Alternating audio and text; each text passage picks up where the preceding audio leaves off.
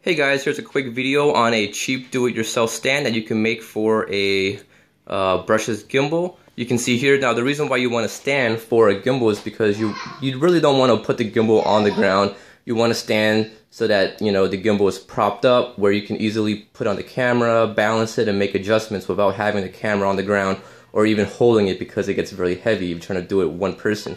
So this is a very cheap stand that you can make out of some PVC pipe or PVC tubing that you can get from your local home improvement store. I got mine from Home Depot, but depending on where you're located, you may have a Home Depot, you may not, but pretty much any store that sells plumbing stuff should have some PVC piping. I'm using 3/4 inch tubing right here, which I think is really strong, or which I think it's rigid enough to support my gimbal setup and my camera that I'm planning to use, like a 5D or a smaller DSLR. If you have larger gimbals, something that's heavier, larger cameras, you may want to go with a 1-inch tubing or even 1.5-inch tubing just to make sure everything is nice and rigid that will support the extra weight of the cinema cameras. So here's how I made it. You can see here I have a cap on the very end. This you can cut these to length depending on what size you want the stand to be and how high it is. I'm using a 90-degree elbow or a coupler right here, a T-joint going on up. Same thing, I'm using a T-joint, and I'm using a male and female 90-degree elbow right here, and also a 45-degree elbow or a coupler right there. You can see there. That kind of gives it this little angle out to hold the handlebars of my handheld gimbal. And the total cost of this one, just the tubing and parts alone, is probably about 15 bucks. And depending on what size tubing, where you're located, how much the store is charging you, you can probably spend about a max of 30 bucks. That's including, getting little bottles of glue or even a small, cheap PVC pipe cutter, which you can, get for like about 10 bucks. And that will be pretty much everything you need here to complete the build. Less than 50 bucks, you can have a stand. The reason why I wanted a stand was because I didn't want to cough up 150, 160 bucks just to buy a stand for my gimbal. So I made my own. And the good thing about making your own is you can pretty much make it any size dimension you want. And you can see I made this one a little tall. Let me put my gimbal down. So I made mine a little tall, as you can see here, so that way when I have it on the ground, I don't have to, be on my knees on the ground just to work on it. It's a little bit higher up, and also on the table, I don't have to crouch down and, bend my back too much. Everything's a little bit higher, so it's just a lot easier to work with and, adjust and do other stuff with the gimbal. Now, when you're building it, you can either glue the parts down or use screws or a big bolt, whatever you want to do. But I use some 4-hour epoxy. I just glued the joints here, the T-joint to the 90-degree elbows, and also the T-joint to this tube and down to this elbow right here. Now, the reason why you want to glue it or secure it down with a screw is because when you put the weight, if you don't glue this part down, it's gonna just just roll over on you.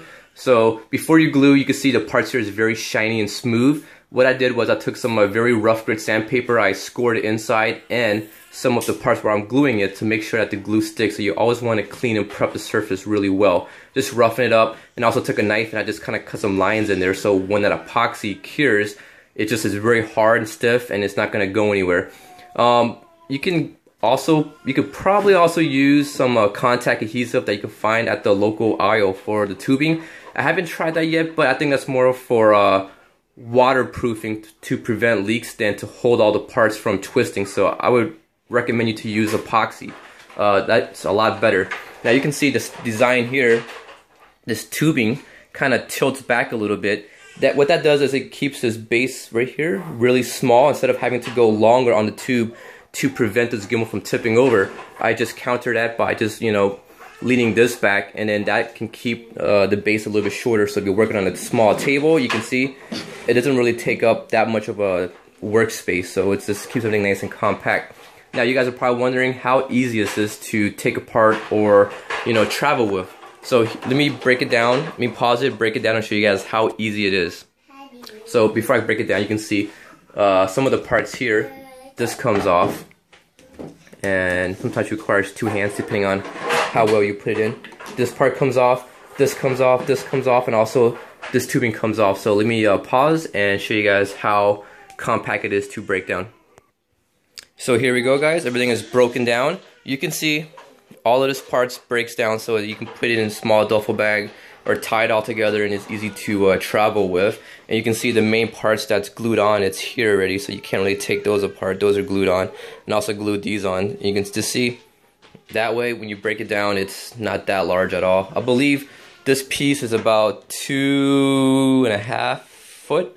So 2.5 feet. So depending on this how long you want it, you can even break it down to half the size if you want to keep your stand a little bit more, you know, compact and low profile. But you know, I just made mine a little bit high, easy to balance. So yeah, that was a quick video on a cheap do-it-yourself stand that you can make if you want to.